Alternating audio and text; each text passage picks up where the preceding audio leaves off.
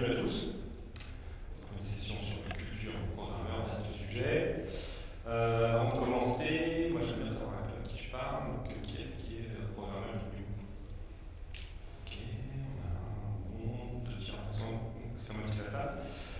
Qui est-ce qui est architecte? C'est lui, j'ai fait un design. On a, je vais pouvoir dire plein de bêtises. Et qui est-ce qui a jamais codé?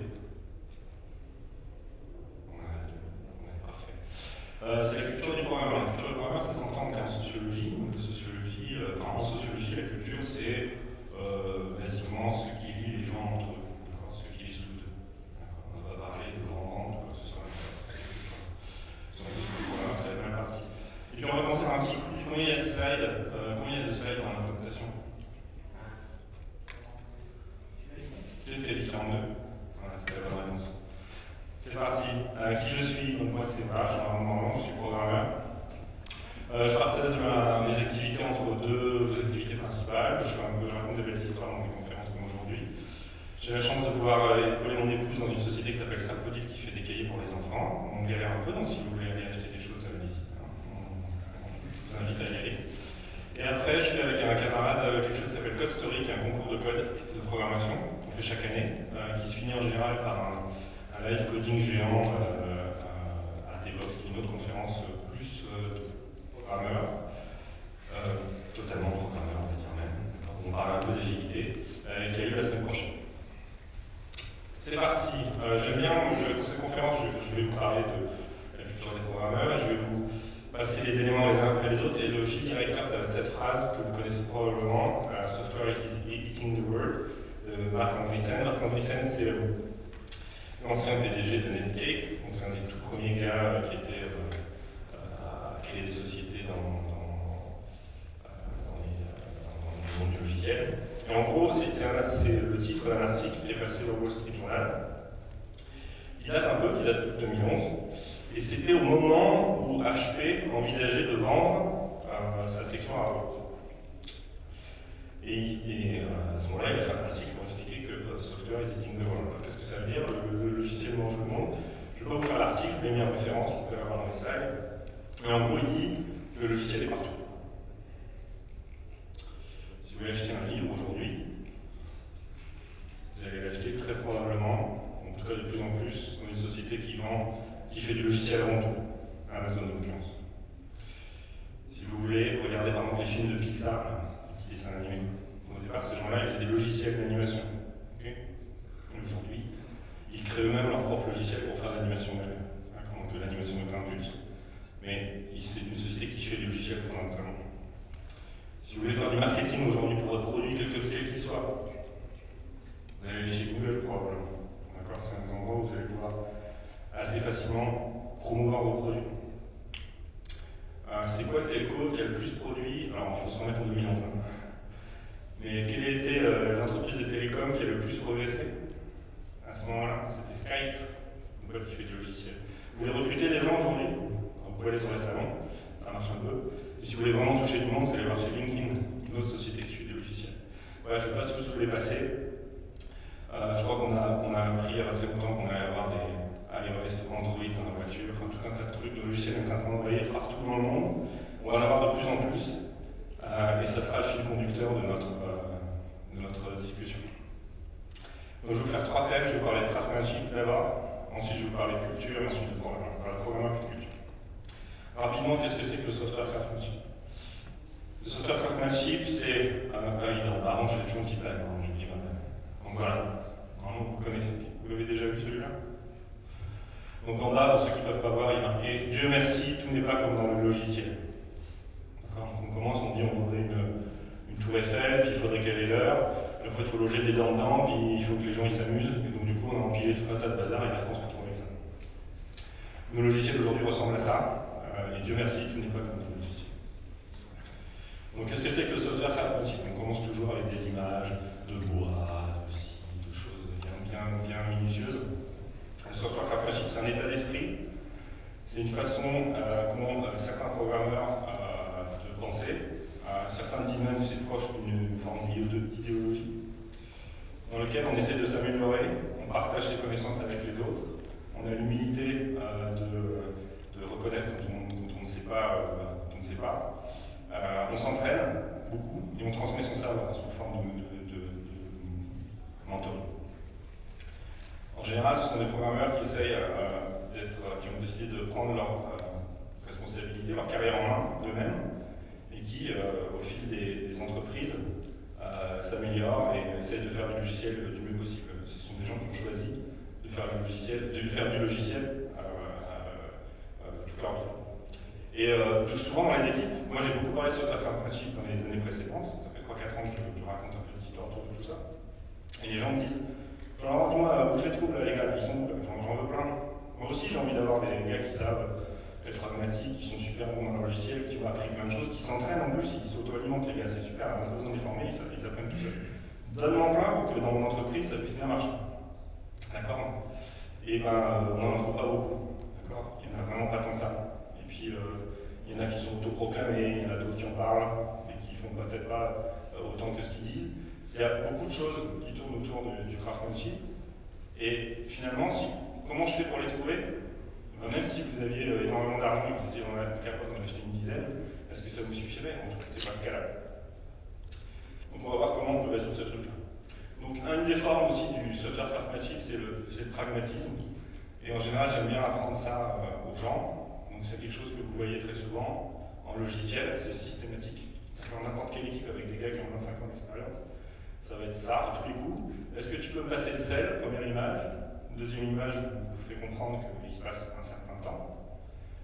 Et à la troisième image, il vous dit, bah, dis donc, qu'est-ce qui se passe? Et l'autre dit, attends, je suis en train de te faire développer un super système qui va te passer des condiments de manière arbitraire. Et l'autre dit, enfin, ça fait comme 20 minutes. L'autre dit, oui, mais à la fin, tu verras, on va gagner du temps. Okay. Donc le pragmatisme dans le logiciel, c'est systématique. À chaque fois que vous allez demander à des développeurs juniors de faire quelque chose, très souvent, vous allez vous retrouver avec ce type de problématique. Okay. C'est des gars qui commencent un projet, ils font d'abord, par exemple, une étude d'architecture sur 6 mois.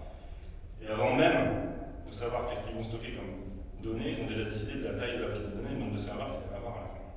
Un truc fou, on ne voit jamais aujourd'hui. Voilà pour ça. Dans le software craftsmanship, il y a 3 points, je vais passer vite parce que ce n'est pas le but principal du projet, ni speech, pardon. Dans le software craftsmanship, on reconnaît une chose. On reconnaît une chose, c'est qu'à la base, vous êtes tous là sur une conférence sur Scrum, qui est une méthode agile. Vous êtes tous là grâce à des programmeurs, parce qu'un jour il y a des programmeurs qui se sont réunis, qui se sont dit quand même, les trucs qu'on fait sur des petits projets, on devrait essayer de les mettre ensemble et d'en faire un petit peu quelque chose pour le raconter au-delà de juste les petites expériences qu'on a eues. Okay. Et il se trouve, comme on peut le voir dans cette salle, comme on peut le voir aussi par rapport au nombre de talks qui parlent de programmation aujourd'hui dans une conférence prestigieuse comme celle du Scrum Day, et bien il n'y a pas tant de talks sur la programmation que ça. Et pourtant, c'est la base, c'est le perso de l'ensemble de ce qu'on fait. Et donc un des points du mouvement software craftsmanship, c'est de dire que aujourd'hui on parle beaucoup plus de processus que de technique et que simplement il faut un peu équilibrer les choses. D'accord? Il faut pas parler plus de technique que de processus, hein, c'est sûr. Hein, si vous avez des super programmeurs et que vous êtes incapable de discuter avec eux, qui livrent n'importe quoi et qui sont livrés à eux-mêmes, très probablement vous n'allez pas arriver à quelque chose. On dit il faut les deux, mais pas que du processus. Il y a un point, on va le passer rapidement, c'est très souvent on respecte beaucoup plus l'ingénieur des ponts et chaussées, entre guillemets, que l'ingénieur de programmation. L'exemple typique c'est, je vais le voir, je suis manager, on en a vu, si vous avez suivi la conférence qui était juste avant. Bon les gars, c'est bon, vous livrez demain? Non, parce qu'il nous faudrait 2-3 jours de plus. Ouais, non, mais quand même, bon, alors à lundi, quoi, grand max, bon d'accord. Okay, allez dire ça à un mec qui fait des ponts et chaussées. Jamais il va vous dire de mettre moins de ciment, de livrer plus vite votre pont, parce que sinon plus personne n'a envie de passer sur le truc. Okay.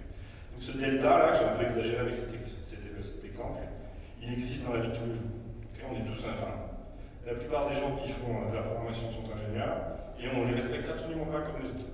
Okay. Et ça vient en partie d'eux aussi, hein. C'est eux de savoir dire non. Okay. C'est eux de savoir s'imposer comme il se doit. Aujourd'hui, un programmeur devrait pouvoir arriver à discuter avec un manager ou quelqu'un pour arriver au meilleur pour l'entreprise en général. Le dernier point, c'est l'entraînement. Je vais parler de culture apparemment, vous allez vous en taper, hein, du Star Wars et du machin comme ça quand même, d'accord, il y a un petit peu quand même de voilà. Donc il y a un côté entraînement, c'est une scène où il s'entraîne comme un cochon là.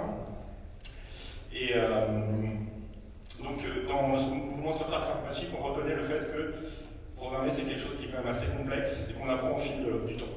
Donc on apprend tout le temps. On ne sort pas de l'école et on sait. Il y a beaucoup de gens qui pensent comme ça. Programmeur, moi franchement, si vous avez moins de 5 ans d'expérience, je vous prends vraiment pour un junior. Okay. Donc vous n'avez pas fait un peu de trucs un peu sérieux, vous n'avez pas vraiment roulé votre boss, je ne suis pas juste sur un projet successful, mais 4 ou 5, voire 10. Et ben, vous savez, c'est pas pour ça que vous n'êtes pas bon, hein, mais voilà, vous êtes au cours de l'évolution de votre carrière. Et donc, dans le mouvement software craft, on reconnaît le fait qu'on s'entraîne, donc il y a plus de notions de kata, qui sont des exercices qu'on reproduit, pas dans le but de le faire, mais dans le but de s'entraîner. On fait des code retreats, donc des endroits où on se retrouve le samedi matin à 8h pour programmer toute la journée, et pire, faire 6 fois le même exercice, en effaçant à chaque fois ce qu'on fait pour recommencer. Donc voilà, le type d'entraînement que ces gens-là font. Si je résume, c'est un état d'esprit, hein. Vous ne repartez pas là, demain en arrivant sur vos équipes en leur disant bon les gars, comme on arrête, on fait du software craftsmanship, hein, d'accord, ça vaut zéro. Le processus est aussi important que la technique, ni plus ni moins. Il faut savoir dire non, discuter, orienter, et ça va pour les deux sens, manager et développeur, et le mentorat qui se fait sous forme d'entraînement. Donc souvent, dans les software craftsmanship, ce qu'on va faire, de la même façon que souvent on fait le parallèle avec aussi le karaté ou ce genre de choses, vous allez trouver quelqu'un qui vous avez envie de suivre. Vous allez suivre pendant 1 an, 2 ans une personne, un programme en particulier, qui programme d'une certaine façon. Vous allez observer ce qu'il fait, écouter ses dires, vous entraîner éventuellement sur les exercices qu'il propose, et puis ensuite vous allez passer sur quelqu'un. Donc il y a cette notion un peu de mentoring qui fonctionne dans les deux sens. Programmeur. Première partie, là. Deuxième, programmeur. Programmeur ou développeur, on dit quoi plutôt? Développeur dans le développement durable? Vous voyez?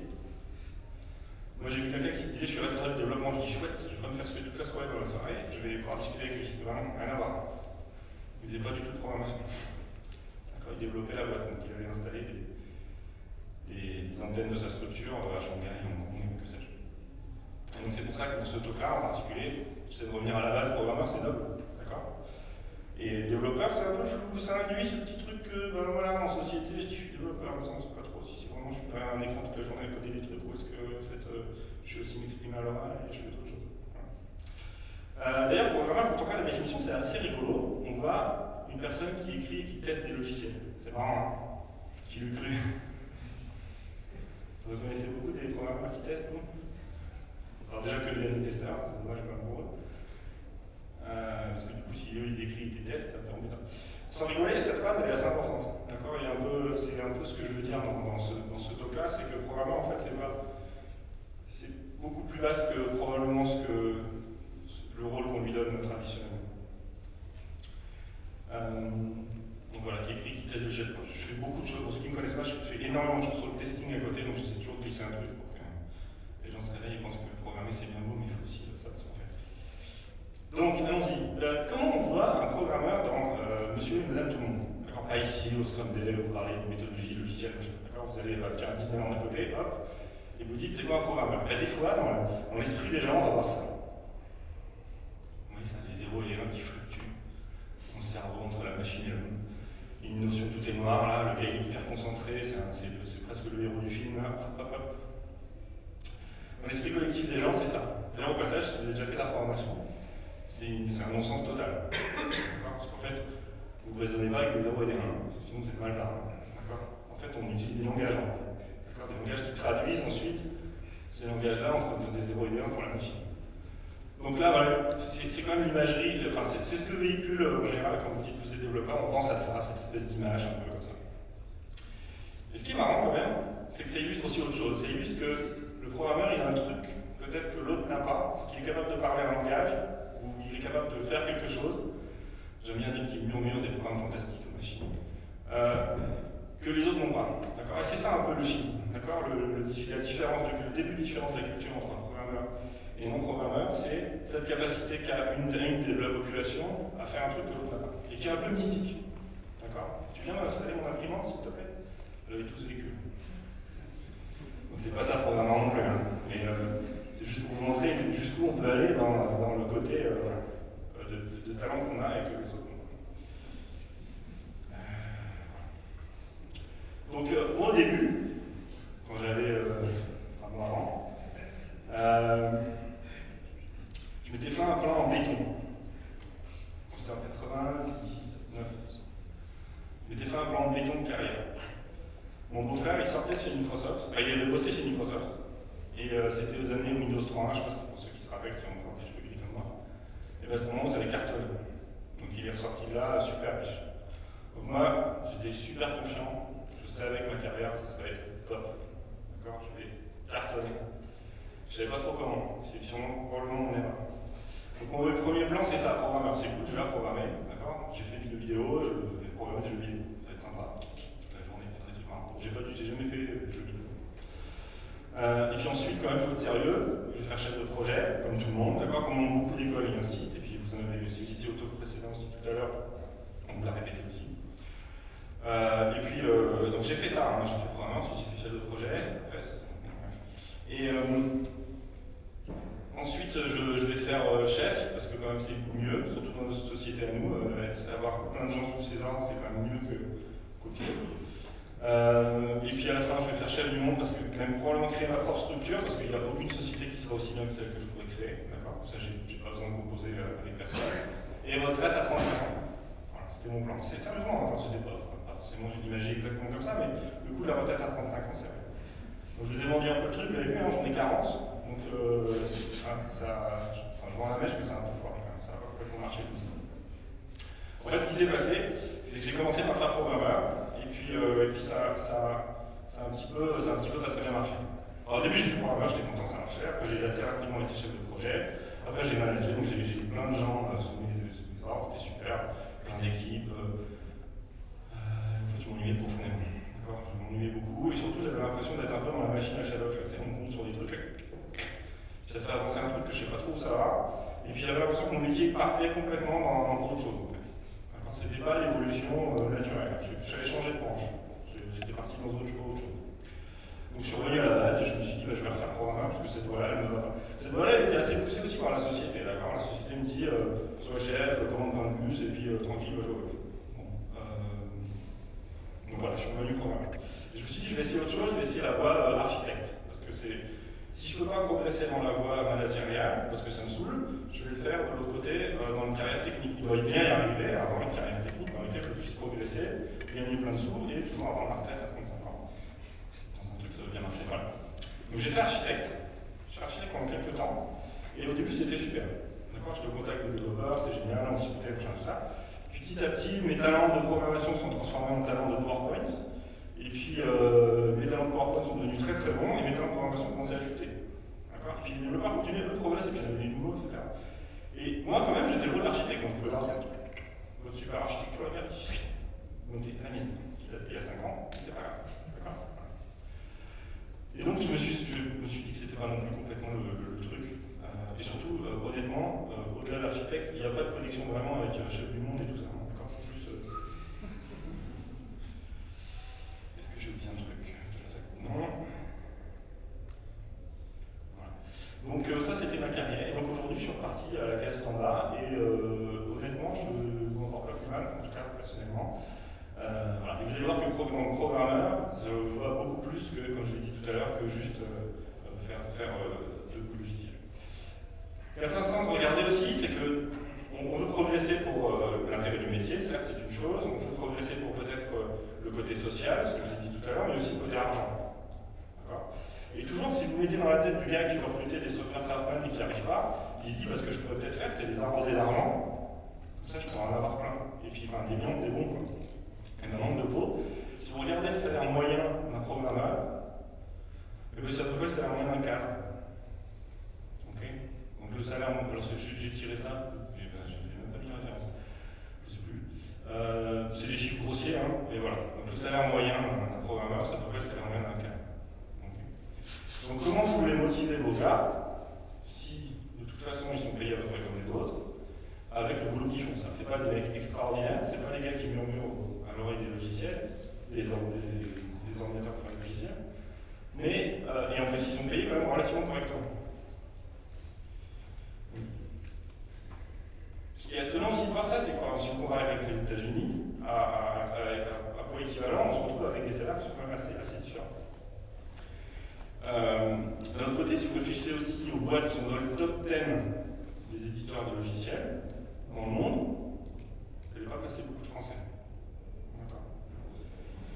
Donc, bon, souvent j'ai l'habitude de dire que le programmeur c'est un job sympa, on peut créer des bugs toute la journée, livrer tranquillement 3 fois dans l'année au logiciel, en tournant un peu au bureau, des choses qu'on dit, et puis on touche un salaire plutôt sympa, et on chez soi, tout va bien. Surtout qu'on dit aussi beaucoup ça, donc il y a une forme de jeunisme dans notre... ça c'est un vraie photo qui a été prise dans une junior entreprise d'une école parisienne. On nous dit finir à l'écrit, revient chef de projet, donc vous voyez bien qui c'est celui-là. Le bébé, là, c'est le programme, arrête de faire des trucs de gain, de faire des trucs sérieux. Donc un des problèmes aussi dans notre société, enfin dans la société française en tout cas, c'est qu'il y a une forme de jeunisme. Et donc quand je dis en général qu'un développeur il a 5 ans, moins de 5 ans d'expérience, il est un peu juste, en général ça choque. D'accord. Parce que là, 5 ans, on fait autre chose. Donc ça c'est un souci. Par exemple, quand je dis je suis programmeur et j'ai 40 ans, moi, parce que j'assume les trucs, mais il y en a beaucoup qui ont du mal à le dire.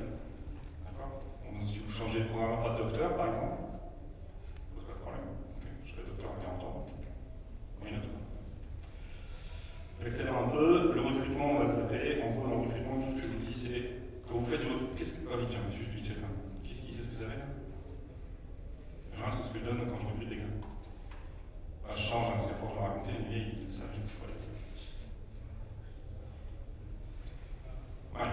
C'est un tri à bulles. C'est un tri complètement idiot. Vous donnez des entiers, vous les comparez 2 à 2, et puis vous les triez comme ça dans un sens jusqu'à ce qu'il n'y ait plus de changement. C'est le truc, c'est première année d'école d'ingénieur, on dit que vous croyez pas, 80% des gars que je vois en entretien, ils ne savent pas faire ça.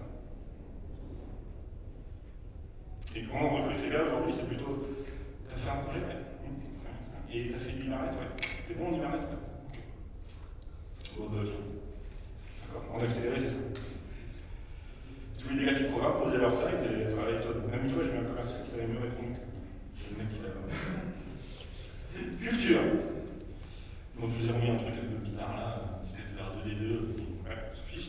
En sociologie, donc ce que je voulais parler, je répète ce que j'ai dit au tout début, je vous parle de culture en termes de sociologie, c'est-à-dire ce qui soude les gens. C'est qu'est-ce qui fait que les programmeurs, qu'est-ce qu'ils ont dans leur tête, d'accord. Si vous voulez. Si vous avez compris que vous ne pouvez pas forcément recruter des craftsmen, mais que vous voulez du coup conserver les vôtres, une bonne façon de faire, c'est peut-être de les garder. Pour les garder, il faut les comprendre. Pour les comprendre, je vous donne des clés. Alors ça, c'était parce que avec Kinberg, au moment où j'ai fait la première fois la presse, il avait sorti ça. C'est aussi bien avec Kinberg, c'est le gars qui a écrit plein de bouquins sur Scrum, là, qui est en train de faire des étincelles chez Spotify. Et qui vous dit que la culture, c'est quelque chose que vous faites sans penser, le reste, c'est du processus. Process égal tout chiant. Ce qu'il faut que vous disiez, c'est qu'un programmeur, vous savez ce que c'est ça?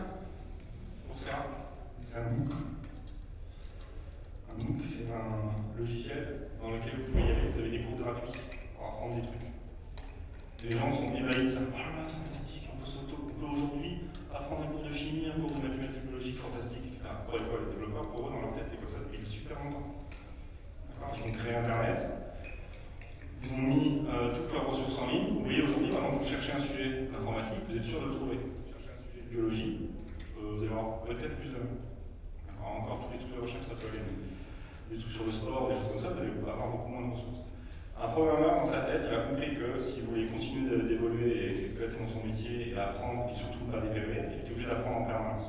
La société est en train de le découvrir. Il a ça dans sa tête. Pour savoir pour lui, il a fait ouais, so what. D'accord. Super, tant mieux que ça arrive à tout le monde. Mais il a ça en tête. Donc en gros, il apprend en permanence. D'accord. Et quelque part, il n'a pas. Il n'a pas besoin qu'on lui dise, quoi. Okay, il n'a pas besoin de le mettre dans une salle en lui disant voilà, tiens, on va t'entraîner à faire des jeux. Ce qui est assez étonnant dans ce site, par exemple, c'est que si vous regardez, le gars qui a fait ce site-là a donné des statistiques. Je crois que c'est à peu près, il y a 25% des gens qui regardent ça. Son client ça qui a moins de 18 ans. Les gars qui vont arriver là. Un développeur c'est frustré aussi. D'accord.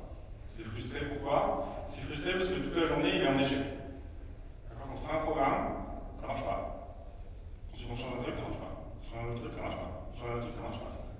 Plein de fois, et on dit ah ça marche. C'est pas de tomber en marche, d'accord. On a eu tout un processus qui a fait qu'on a avancé, on a eu plein de petites victoires.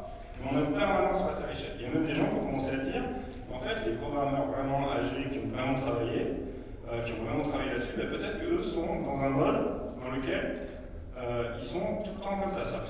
Ça atteint même leur psychologie. D'accord. J'en sais rien, quand on dit des études, c'est tout ce que ça veut dire. Mais bon, voilà. En tout cas, ça c'est vrai, le fait qu'on est confronté en permanence à des échecs. Et c'est pour ça aussi, par exemple, moi je prône pour un certain nombre de techniques dans lesquelles vous avancez pas à pas, notamment un truc qui s'appelle test driven development, dans lequel vous avez plein de petits succès. Vous avancez toujours en faisant passer un test, puis un autre, comme ça vous mesurez le chemin dans lequel vous avancez. On ne va pas parler de ça en détail, mais en tout cas, sachez ça. Un développeur, c'est en permanence en train de lutter, et ça a beaucoup plus d'échecs que de réussites. Même si la réussite à la fin est bien plus importante que les échecs en lui. Un autre truc qui est super bien, c'est l'argent. Ça s'appelle le Joel Test. Le Joel Test, c'est un truc qui date de plus de 15 ans, plus de 10 ans en tout cas, qui vous dit en gros, avant d'aller dans une entreprise, checkez ces trucs-là. D'accord. Et si vous avez 12 sur 12, foncez, allez-y. Et ça va aussi dans une entreprise. Est-ce qu'en tant qu'entreprise, vous offrez ça à vos gens? On va se concentrer juste sur le point là. Si vous voulez regarder le Joel Test, je vous invite à regarder. Si vous êtes dans une entreprise et c'est vous qui pilotez ces éléments-là, c'est hyper intéressant. Est-ce que vous utilisez, est-ce que vous avez à votre disposition les meilleurs outils que l'argent vous permet d'acheter? En général, dans des entreprises, vous n'allez pas avoir ça. Okay. Vous allez avoir la culture d'un programmeur. Il y a plein de programmeurs qui ont des machines qui sont meilleures chez eux que ce qu'ils ont au bureau. Et de plus en plus aujourd'hui, vous avez entendu parler d'un mouvement qui s'appelle BIOD, Bring Your Own Device. C'est-à-dire que c'est des gens qui amènent leur propre ordinateur, leur propre téléphone dans des entreprises et qui les font marcher sur notre entreprise. C'est un peu novateur encore tout ça. Mais ça sort du cadre du programme. C'est n'importe qui maintenant qui a un iPhone et qui est mieux que l'espèce de téléphone que l'entreprise a eu, amorti sur 3 ans. Et donc souvent, l'argent est dépensé de manière équitable dans une entreprise. On va acheter des logiciels pour tout le monde, pour la secrétaire en bas, comme pour qui fait l'accueil, comme pour le gars qui fait, je sais pas, de la compta, et comme le développeur. Sauf qu'un développeur, ça a besoin d'outils particuliers, ça a besoin de machines particulières. Ça, c'est l'école 42. D'accord. Voilà, ils ont ça. Combien d'entreprises aussi comme ça? Il y en a de plus en plus, il faut être honnête. De plus en plus. De 3 fois rien à 2 fois rien, ça fait plus quand même. Ces gens-là, voilà. Donc ces gens-là, ils ont des sièges. Je ne sais pas si vous voyez la qualité des sièges. Quand vous êtes programmeur, vous passez votre vie assis. D'accord. À 40 ans, vous vous sentez comme ça, sortir passer. Les écrans, vous avez des tout petits trucs comme ça. Okay. Dans les équipes dans lesquelles j'étais, j'ai toujours essayé d'acheter un peu plus de matériel. Vous voyez, ça, c'est toujours une lutte, c'est toujours difficile. En général, ils n'ont qu'un clavier, 2 c'est bien. Quand vous avez des étrangers qui viennent, notamment des Anglais, des Américains, on leur file pas des claviers AZERTY. D'accord. Des claviers français, ça ne marche pas. D'accord. Si vous voulez programmer avec eux, il faut avoir un stock de claviers QWERTY que vous sortez quand ils viennent. Deux claviers pour un ordi, c'est bien aussi, on peut programmer à 2. Et puis surtout, les droits d'administration. Il y a des gens qui croient qu'on n'a pas le droit, qu'un programmeur n'aurait pas le droit d'installer ses propres logiciels sur la machine de travail qu'on lui donne pour créer le logiciel pour l'entreprise. C'est totalement aberrant. Si un jour on arrive à faire une étude sur combien ça coûte, ce serait assez intéressant. Et après, il y a un super truc, un autre truc, c'est Internet. Il y a des gens aujourd'hui qui se font du Google Programming. Vous savez ce que c'est Google Programming? Vous avez un truc, vous savez pas comment ça marche, vous faites copier-coller. Donc quand vous cherchez la réponse, vous copiez, vous mettez. D'accord. Ça s'appelle Google Programming. C'est un peu naze. D'accord. Mais c'est pour dire qu'aujourd'hui, il y a beaucoup de ressources qui sont là. Il y a des gens qui vous disent tu n'as pas le droit de télécharger des logiciels. J'ai eu ça il n'y a pas très longtemps dans l'entreprise où j'étais, je ne vous dirai pas qui c'est. Voilà, j'essaie de télécharger, je sais pas quoi, un truc qui fait 10 megs, je ne sais rien. Et on me dit non, t'as pas le droit. Donc des programmeurs, ils ont besoin d'une bande passante, de Wi-Fi qui marche, pas de proxy complètement idiot qui limite pour je ne sais quoi, quelle raison, ce genre de choses. Ça, on va le passer. Ce qui est intéressant, c'est ce gars-là. Ce gars-là, c'est William Hassup. Je vais passer rapidement parce qu'il reste plus trop de temps. William Hassup, c'est un juge américain qui a jugé la première confrontation entre Oracle et Google, entre Oracle et Google, c'est ça. Oracle a racheté Sun. Sun avait créé un truc qui s'appelle Java, et Google s'en est inspiré pour faire Android. Okay. Et les gars se sont battus sur leur code en disant comment, non, vous avez volé notre propriété intellectuelle. Et ce gars-là a dit, attendez, de quoi on parle? Et de quoi on parle de ça? Il se battait pour ça, hein. D'accord? Vraiment, cette ligne-là, hein, ça s'appelle Rounds Check. Je vous le fais, hein, je ne vais pas vous le faire lire, c'est un truc complètement hyper simple, qui sert dans toutes les allocations de tableau, qui vérifie que quand on essaie d'avoir un tableau, il y a assez de place. D'accord? Donc en gros, si j'essaie d'insérer un élément dans un tableau, est-ce que je vais pouvoir le faire? Est-ce que la longueur du tableau, par exemple, le permet? Ce genre de choses. Donc vous avez un truc, est-ce que l'index à laquelle j'ai inséré est plus grand que l'index où c'est? Voilà, ça me donne une erreur si ce n'est pas le cas. Est-ce que l'index est inférieur à 0? C'est un truc négatif, ça marche pas. Si vous avez un truc plus grand que la longueur de la fenêtre, ça marche pas. Mais ils se battaient pour ça. D'accord. Tous les avocats débutaient, on fait ça. Oui, comment? Ma propriété intellectuelle? Non, comment? Et le juge a fait, attendez. Moi j'ai fait 2 cours de programmation, vous vous battez pour ça? Sans rien. Moi je l'écris maintenant là. D'accord. Mes enfants qui ont 12 ans, ils savent écrire ça. C'est ça votre propriété intellectuelle? Sérieusement? Et donc il a coupé la réglementation en disant non, mais vous pouvez pas vous battre pour ça. Ça c'est tellement trivial que ce n'est pas possible. Et là tous les avocats étaient un peu mécontents parce qu'ils n'avaient pas pris le temps de passer 5 minutes sur ce que c'est site juste après. Sur ce site-là, qui s'appelle Codecademy par exemple, qui vous permet d'apprendre des notions de langage en quelques temps. D'accord? Et je vous jure que si vous faites Codecademy en Java ou en JavaScript ou n'importe quel langage vous décidez d'apprendre avec ce truc-là, je pense qu'en 2 heures, vous savez écrire un check avec votre côté. Voilà ce qu'il y a dans la culture d'un programmeur. Un programmeur aussi, il est frustré quand il voit ça. Il se rend compte que les gens se bagarrent pour deux trucs comme ça et ça lui paraît un peu idiot. Okay. Sachant que finalement, apprendre à programmer même des notions de base, ça se fait aujourd'hui de manière beaucoup plus simple. Et surtout, si vous avez compris que le logiciel envoie tout, c'est peut-être utile pour demain. Et surtout, dans la tête, aujourd'hui, un programmeur, il a ça qui est arrivé. Et ça, pour lui, c'est une vraie révolution. Il a ça dans la tête, le gars. Quand il vient tous les matins travailler dans une grande banque, à programmer des systèmes gigantesques, il pense à ça.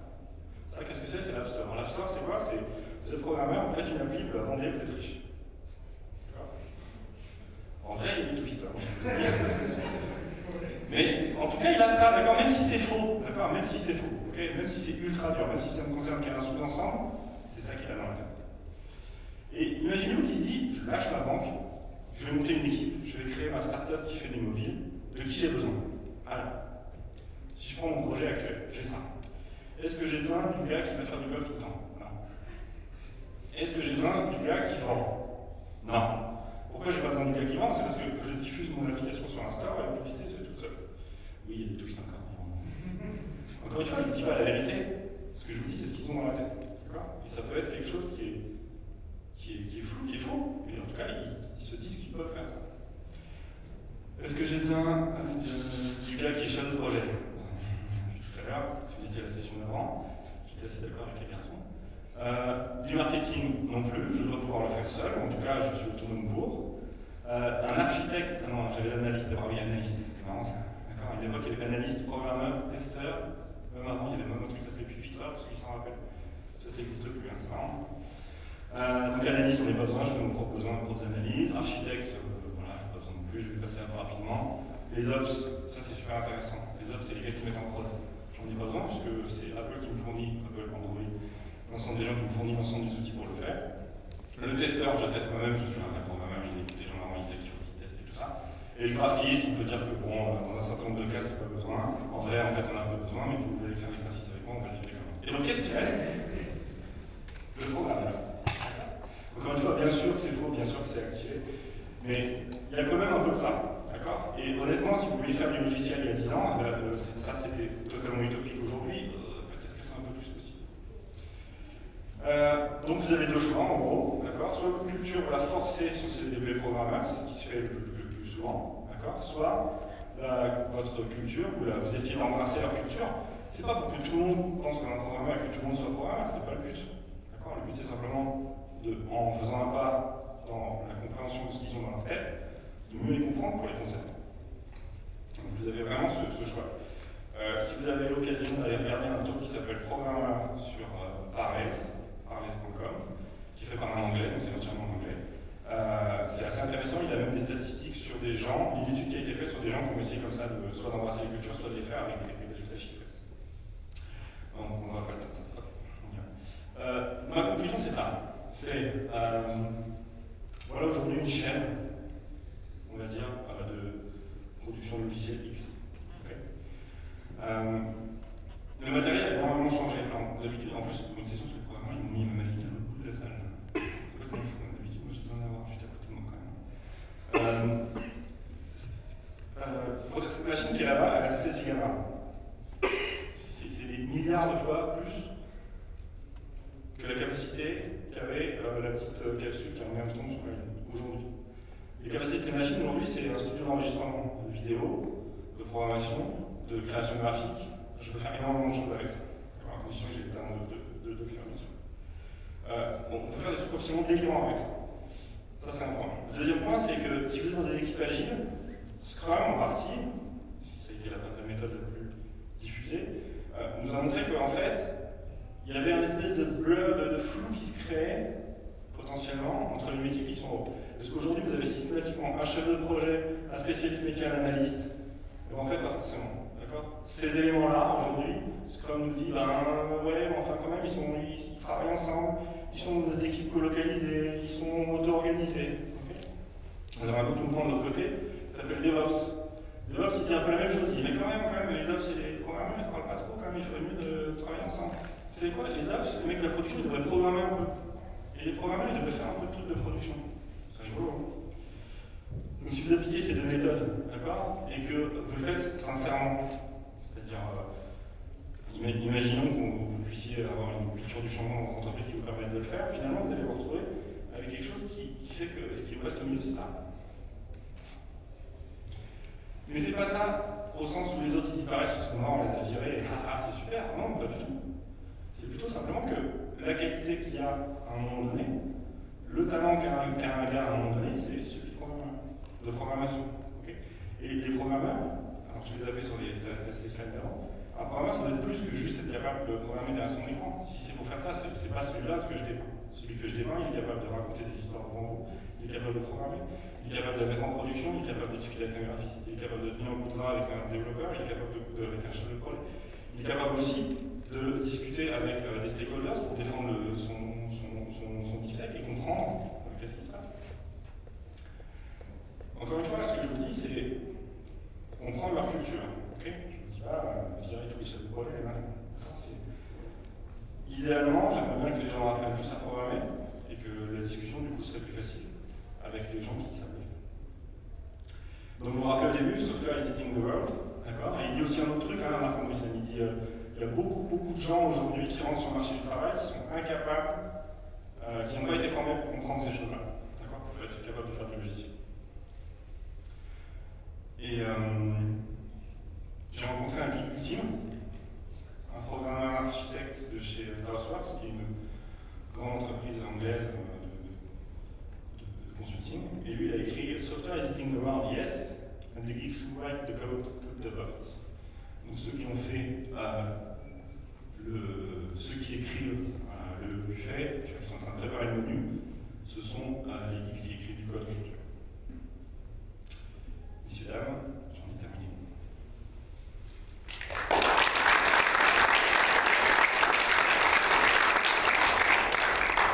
Si vous n'avez pas envie de m'assassiner tout de suite ou de m'encenser, est-ce que vous avez des questions? Oui.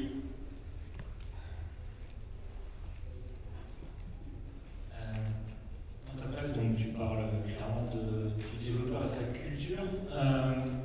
Derrière, est-ce que tu considères que le développeur, il arrive tout jeune, tout nouveau, il arrive avec cette culture-là? Est-ce que entre geek et développeur, enfin et programmeur plutôt, pardon, tu mets un lien? L'idée derrière, c'est concrètement l'entreprise qui veut faire évoluer les choses aujourd'hui. Qu'est-ce qu'elle fait? Est-ce que les deux choses que tu as proposées, c'est soit adopter, soit faire passer dans le silo? Comment il fait pour créer cette culture? Puis finalement, une culture, ça doit pousser, donc en fait, il faut faire un aquarium, je ne sais pas comment on dit, un vivarium qui crée ça chez les gens, parce que moi, tu sais, pas mal plutôt du coaching, moi, mon boulot, c'est de faire avant qu'ils aient envie de devenir chef de projet. Alors, moi je dis plein de solutions différentes. Hein. Et ce que je dis surtout, c'est que je donne des facettes pour comprendre la culture. Donc, à vous de voir comment vous voulez appliquer dans votre entreprise.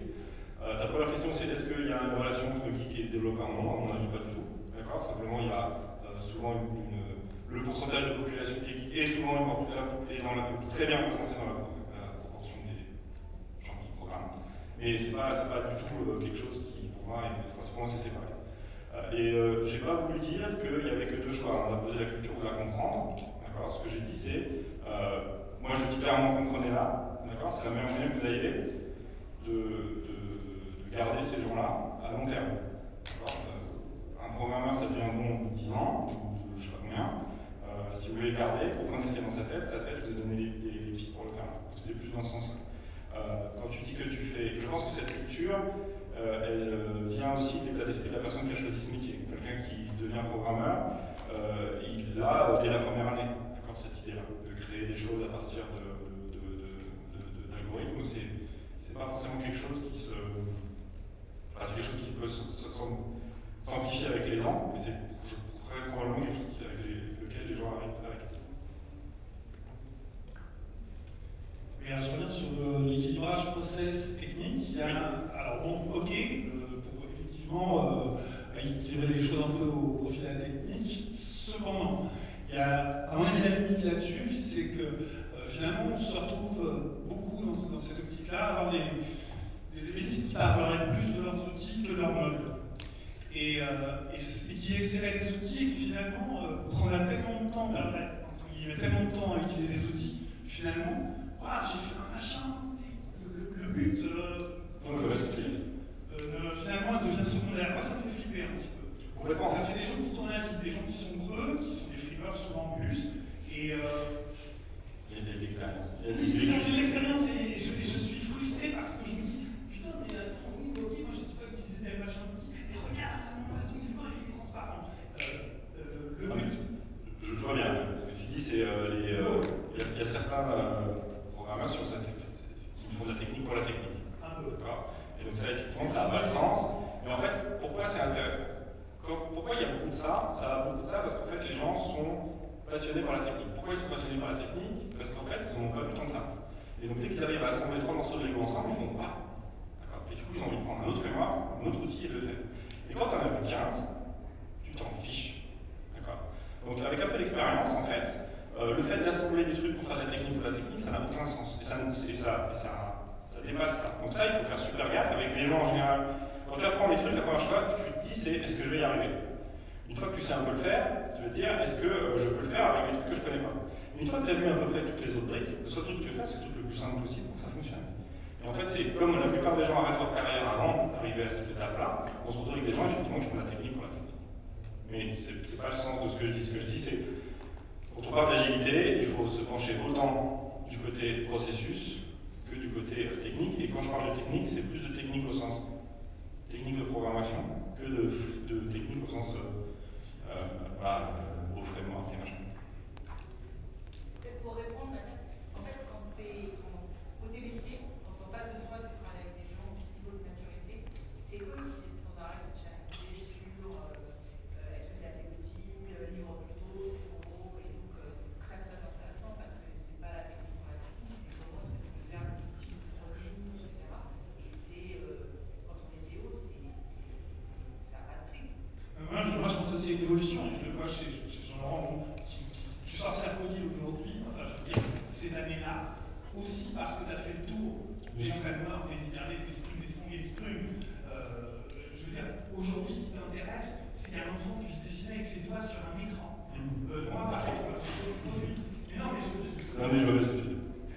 Et ta maturité de programmeur, ta culture de programmeur, elle a évolué aussi avec justement le fait que tu as passé la joie à l'assemblée de Lego, qui était une bonne joie, mais c'est pas suffisant. À un moment dans la culture, je pense qu'il y a la culture du goal, pas forcément du goal client, mais de son propre collage. J'ai dans les mains un outil qui me permet de dire le monde d'une manière extraordinaire. Qu'est-ce que j'ai à dire? Là, c'était un petit peu la partie sur la mobilité et tout ça, effectivement, dans laquelle tu es plus autonome. Est-ce que vous avez d'autres questions? Ouais. Bonjour. Tout à l'heure, tu as parlé d'eugénisme en France par rapport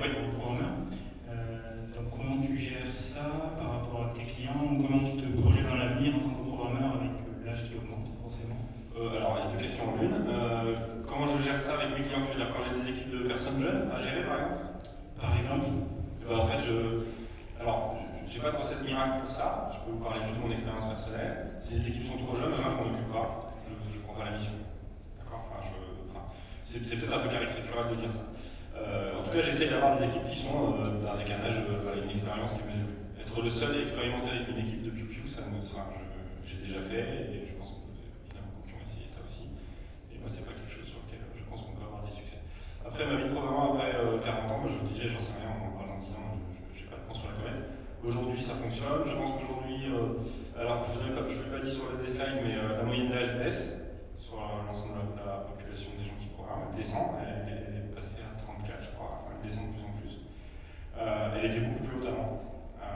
Et donc, effectivement, il y a cette tendance qui va passer. Est-ce qu'on peut faire programmer à 50 ans? J'ai des exemples de gens qui le font. Voilà, je ne sais pas quoi. Enfin, je sais pas plus te dire que je pars en pérage. Aujourd'hui, j'avance au fil de l'eau. Si je vois que c'est bouché, je sais pas, j'irai monter une SS2I comme tout le monde. On est bon? Je vous laisse aller voir les autres sessions. Merci à vous.